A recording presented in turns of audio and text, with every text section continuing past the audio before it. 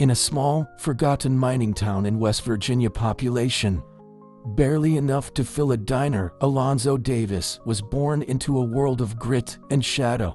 His father was a coal miner, his grandfather too. Their hands, calloused and stained black, carved a living from the earth's unforgiving belly. By 17, Alonzo was no different. 10 hours a day, 1,000 feet underground, swinging a pickaxe in a suffocating darkness that clung to his skin like coal dust.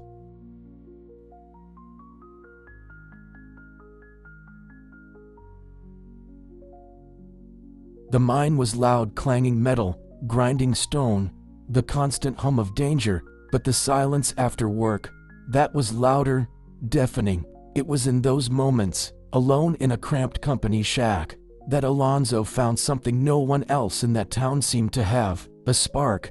He'd sketch on anything: torn newspaper, cardboard scraps, the crumpled brown paper of his lunch bag, faces of weary miners, shadows dancing on tunnel walls, the flicker of a lantern's glow. Each line was a breath, a rebellion against the weight of the earth above him. Drawing, Alonzo said, was the only time I felt like I was breathing fresh air. But in a town where dreams were as scarce as sunlight, art was a luxury no one could afford. His co-workers laughed, their voices echoing off the mine walls.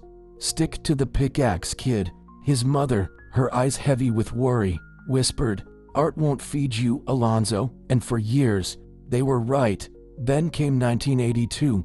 A fire tore through the mine. Sparks flew, smoke choked the air.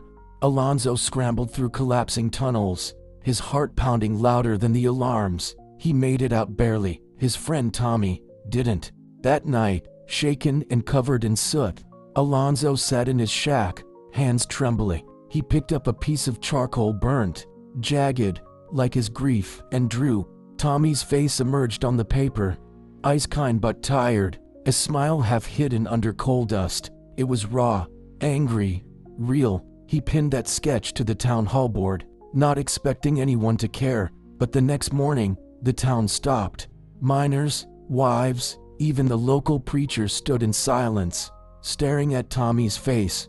Local journalists scribbled stories. Word spread. A traveling artist, passing through on a whim, saw the drawing and stopped dead in his tracks. He looked at Alonzo, 38 years old, weathered, still in his miner's boots, and said 6 words that changed everything. "You need to show your work."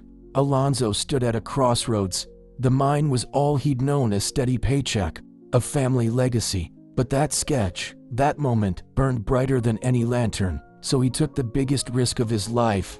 He quit the mine, packed his sketches, his clothes, and a lifetime of grit into a beat-up pickup truck. He drove 500 miles to Chicago, a city he only seen in magazines, chasing a dream everyone said he was too old, too poor, too uneducated to catch. Chicago was a shock. Towering buildings, endless noise, and no one who cared about a miner with a pencil. Alonzo took night classes at a community college, learning techniques he'd never heard of. He mopped floors at art galleries just to stand near paintings. On weekends, he sold sketches on windy sidewalks, his fingers numb from the cold. Rejection came hard and often. Gallery owners scoffed.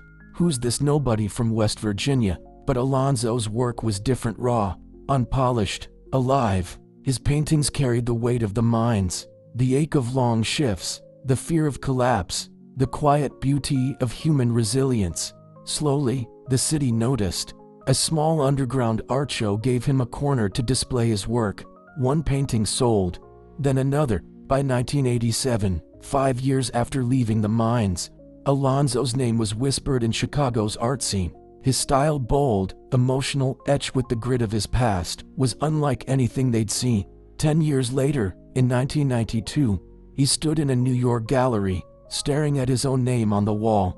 A solo exhibition. Critics called his work haunting, visceral, a window into a world most will never know. By the time Alonzo was 60, his art had traveled further than he ever had. Paris, where curators marveled at his use of shadow. Tokyo, where collectors bid thousands for his canvases. Johannesburg, where his portraits of miners resonated with the new generation. Museums hung his work beside legends.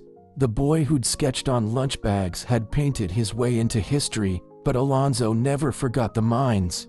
Even in his success, he carried the weight of those years underground, the darkness, the danger, the silence. Every painting was a tribute to Tommy, to his father, to the men and women who still swing pickaxes in the earth's grip. Alonzo Davis once said, "I didn't escape the mine to become famous. I escaped to breathe, to show the world what I saw in the dark." This is the incredible true story of the man who painted his way out of the mines and into our hearts. Alonzo Davis never became famous for his muscles, his education, or his money, because he had none of those. He became famous because he never let where he came from define where he could go. He turned the coal that once buried him into fuel for his future. His hands once carried a pickaxe. Now, they carry a brush. And every painting whispers a truth the world almost forgot.